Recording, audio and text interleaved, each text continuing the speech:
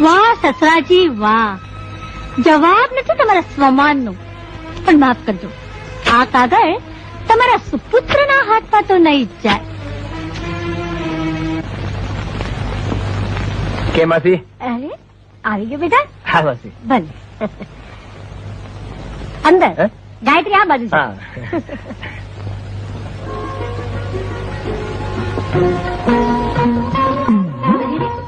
આ શું કરું છું? અરે જે કરું છું એ મારી પત્નીને કરું છું. છોડો મને, છોડો કહું છું ને. આ સિવાય બીજો કઈ ધંધો છે કે નહીં તમને? છે ને, મિલોમાં માલ સપ્લાય કરવાનો. પણ એ તો સાઈડ બિઝનેસ છે. આપણું મેઇન બિઝનેસ તો આ છે.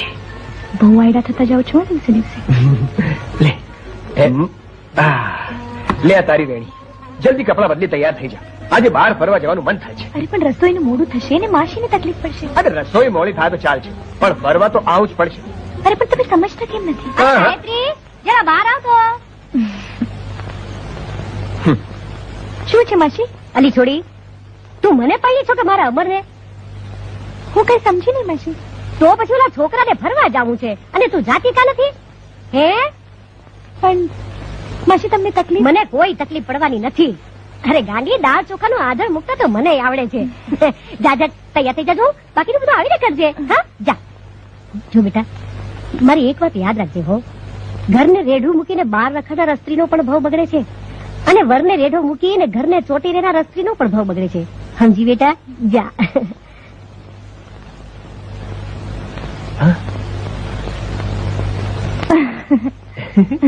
આ વખત હો તમારી શાન હતી બાપા, આપણા ઘરમાં તમારા આટલું જગ્યા છે.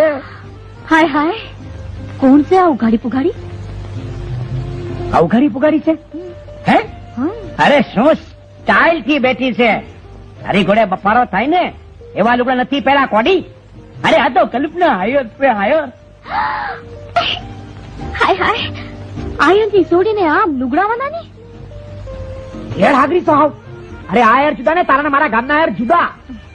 જે હોય હવે જમી લ્યો ને ઝટ. હાલો હાલો કોદા ખાવા.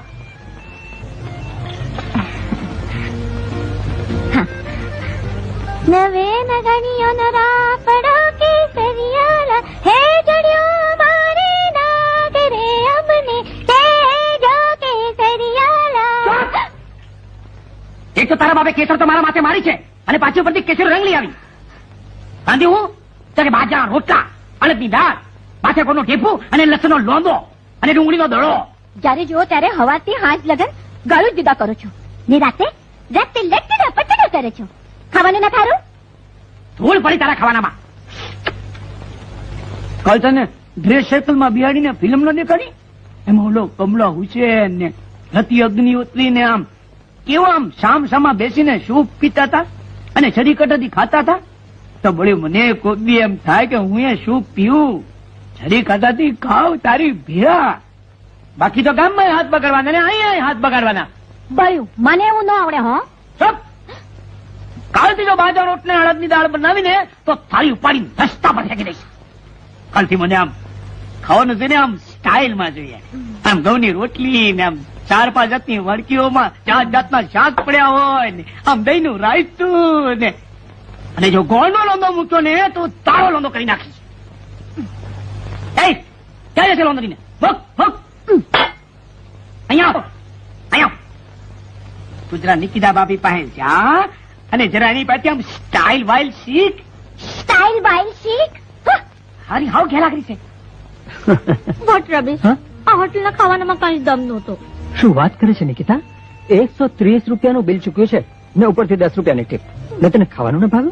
કાલે મને કોઈ સારી હોટલમાં લઈ જજે. હા ભલે. અરે હા નિકિતા, 2 મહિનાથી એક વાત પૂછવાની રહી જાય છે. તું બાપુજીને દર મહિને બરાબર પૈસા તો મોકલે છે ને? અરે ડાર્લિંગ, એમાં બી પૂછવાનું હોય? ખીચડી આપો. હા આપને આપને. વાહ વાહ વાહ વાહ, ખીચડી કઢી ને પરવળનું શાક, મજા પડી ગયા છે. ગાયત્રી, હોટેલમાં જુદી જુદી 100 વાનગીઓ મળતી હોય પણ ઘરની રસોઈની વાનગીની તોલે ના આવે. વાહ વાહ વાહ, કમાલ જાદુ છે તારા હાથની રસોઈ. આમ વખાણ જ ખરા કરશો કે પછી જમશો પણ ખરા? જમીશ ને, પણ તારા જાદુભર્યા હાથેથી એક કોળિયો મારા મોઢામાં મૂકી તો દે. હે એવડો સ્વાદ આવશે. જાઓ જાઓ. તમે શું નાના કીકા છો? અરે કીકો આવે એ પહેલા કીકાના બાપને તો એ લાભ લઈ લેવા દે.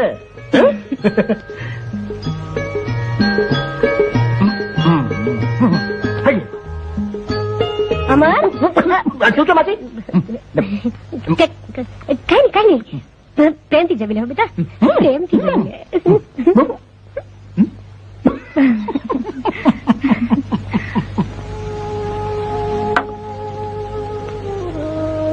દીકરા, આજકાલ તો ઘરમાં જાજુ નથી રહેતી બેટા. બાપુ દીકરા, દીકરા તારી આંગળીમાં આંધળા કેમ પડી ગયા છે? કઈ નહીં બાપુ, એ તો એમ જ. બેટા, મેં આંખો ખોઈ છે પણ સ્પર્શ નથી ગુમાવ્યો. સાચું બોલ બેટા, શું થયું છે? કઈ નહીં એ તો. અજીતભાઈ, એ બિચારી તમને કઈ નહીં કહી શકે. હું તમને સાચી વાત કહું છું. ગંગાશંકરભાઈ, તમારા વિક્રમે 2 મહિનાથી ખર્ચ માટે મની ઓર્ડર નથી મોકલ્યો, એટલે આ બિચારી ગામના દળના અને ઠામ વાસણ કરીને ઘર ચલાવી રહી છે.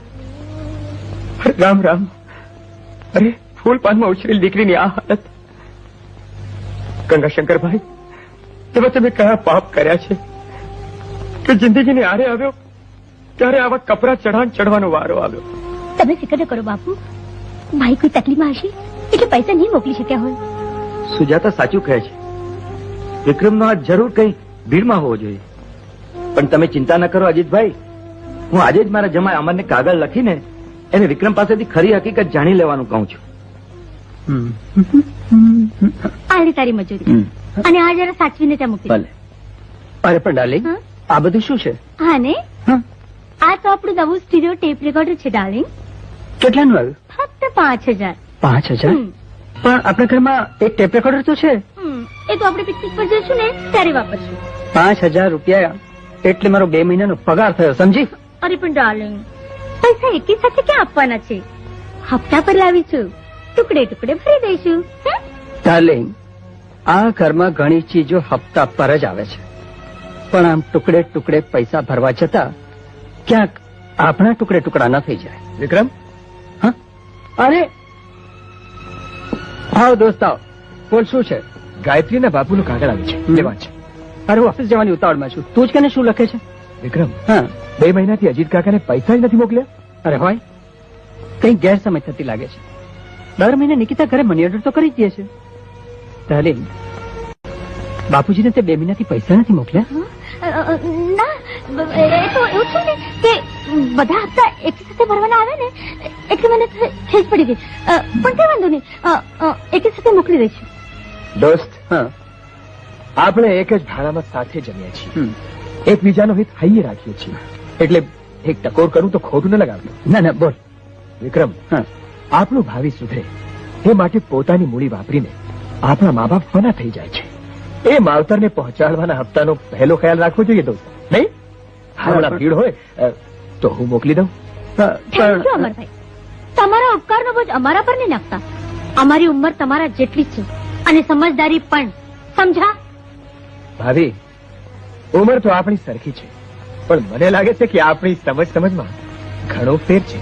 બસ બસ, હવે અમને વધુ ડાપણ શીખવવાની જરૂર નથી.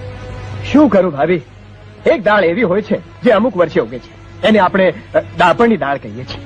કોઈકને વહેલી ઉગે છે, કોઈકને બહુ મોડી ઉગે છે. પણ સોરી, તમને કઈ ખોટું લાગ્યું હોય તો. નિકિતા, અમર આપણો દોસ્ત છે, દુશ્મન નથી. અમર ખોટું નહીં લગાડતો દોસ્ત. નિકિતાને જલ્દી ઉશ્કેરાઈ જવાની ટેવ છે, બાકી એના મનમાં કઈ નથી હોતું. અરે તો હું જાણું છું દોસ્ત. ચાલ, હું ચાલ. હું પણ તારી સાથે આવું છું. ચાલ, ઓકે, આવજે. શું વાત કરો છો? આટલા વખતથી તમે તારા સસરાને પૈસા મોકલાવો છો, તો હું શું કરું? હું જો એ લોકોને પૈસા નહીં મોકલાવું ને તો એ લોકો અહીં આવીને મારે માથે પડશે. ઓહો, તમે તો ભણ્યા પણ ગણ્યા નહીં. એક તો નોકર ચાકરોનો પગાર ચૂકવવાનો અને ઉપરથી 400 રૂપિયા તારા સસરાને મફત ના આપવાના. તો પછી હું શું કરું મમ્મી? જો એક કામ કર, તારા સસરાને અને નણંદને અહીં જ બોલાવી લે. કેમ? અરે એટલું એ નથી સમજતી. સસરો આંધળો છે, પડ્યો રહેશે એક ખૂણામાં, અને નણંદ વગર પૈસે ઘરનું કામકાજ કરશે અને ઘર સંભાળશે, સમજી? હા, પણ મારો સસરો બહુ સ્વમાની છે, એમ સહેલાઈથી દોડી આવે એવું નથી. અરે એ શું, એનો બાપ એ દોડ્યો દોડ્યો આવશે. જો દીકરા, હું તને એક ઉપાય બતાવું. કયો?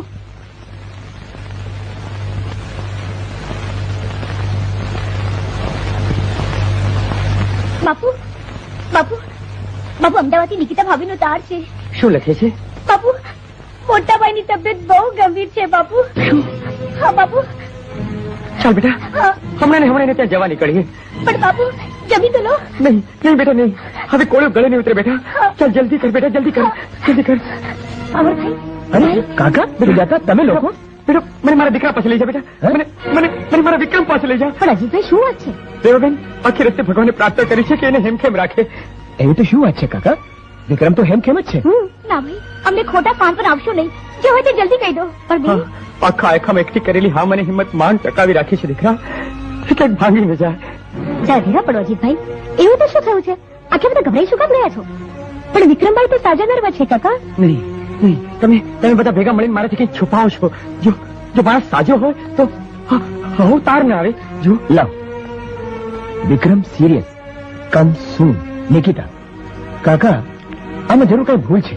ચાલો હું પોતે તમને તમારા દીકરા પાસે લઈ જાઉં. હા ચાલ બેટા ચાલ. હા હા પહોંચી જશું ને સાંજે 7:30 વાગે. Okay bye. મોટા ભાઈ બાપુજી, સુજાતા, બેટા વિક્રમ મારી પાસે આવજો. બાપુજી, બેટા સુજાતા. જુઓ કાકા છે ને સાજો નરવો. હે પ્રભુ, તારો ખૂબ ખૂબ આભાર. પણ આ બધું શું છે? બાપુજી, તમે આમ અચાનક? સુજાતા, તે કાગળ લખી દીધો તો હું સ્ટેશને લેવા આવત. ભાભીનો તાર હતો કે હાલત ગંભીર છે એટલે અમે તરત જ નીકળી ગયા. હા ડાર્લિંગ, મેં તાર કર્યો હતો. તે તાર કર્યો હતો? હા. પણ તારે એમને બોલાવવાની અહીંયા ઈચ્છા હતી તો મને વાત કરવી હતી. મને તો એમ હતું કે હું તાર કરીશ એટલે તારા બાપુજી સુચેતા નક્કી દોડતા આવશે અને હું તેને સરપ્રાઈઝ આપી શકું. એટલે મેં આ બધો ખેલ કર્યો. વાહ ભાભી વાહ, આ તો કોઈનો જીવ લઈ લે એવો ખેલ છે.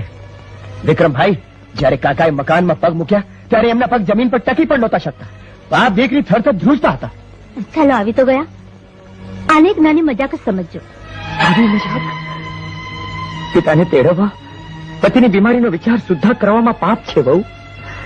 અરે પોતાના સુહાગનું તો નિંદરમાં ભલું ઈચ્છીએ દીકરા. તમારી વાત સાચી છે, જરા છોકર છે નિકિતા, પણ તમને દુઃખ પહોંચાડવાનો આશય નહોતો એનો. તમારા માટે લાગણી થઈ એટલે જ તો તમને ખાસ તેડાવ્યા. હા કાકા, એમ જ સમજો ને. કાલે તમે સૌ નિરાતે ઘરે આવજો. ચાલો હું જાઉં. આવજો. દીકરા, આવજે. એ મારા ભાન ભૂલ્યા ભાભી, જરા વડીલ પાસે તો આવો અને એને પગે લાગીને આશીર્વાદ લ્યો. અરે અરે અરે, આ શું કરો છો? મને આવી મજાક પસંદ નથી. રહેવા દે દીકરા, રહેવા દે. વહુને મારા આશીર્વાદ છે જ બેટા. અને બહુ દીકરા, ખોટું ન લગાડતા. નણંદ ભુજાઈ વચ્ચે તો આવું ચાલ્યા જ કરે. દીકરા, સુજાતા, અંદર જઈને પેટીમાંથી ઘરેણો ડબ્બો કાઢીને તારી ભાભીને આપી દેજે. બહુ દીકરા, તારી આ નણંદ માટે આ ગરીબીમાં અમે આટલું જ બચાવી શક્યા છીએ. એને જરા સાચવી રાખજે હો દીકરા. ભલે. સીની ગરિયાવાળી, હા, અને પદ્મિની કોલ્હાપુર વાળી. અકુડ પિતા ભાદરી. ઓહો, જયા ભદ્રની કોણ તે હજુ સુધી ખબર ન પડી મને કઈ. વાગે છે ડુંગરવાળી નો ડંકો વાગે છે. અરે સવારમાં શું આજ્યું છે? જેવું તમે આજુ છે એવું. આ નોરતા આવે ને તે ગરબા ગાતી હતી. લ્યો સાપીઓ. સા સ્ટાઈલમાં બોલ કે ચા પીશો. ચા પીશો. યસ. અને મેં તને લાખ વાર ના પડી નહીં કીધું ગામડાનું ગીત નો ગા, તો એ જ ગાયા કરશે. અરે કઈ સ્ટાઈલ વાળું ગીત ગા. આમ લીટેશ કે હમ બને તું બને એક દૂજે કે લીએ.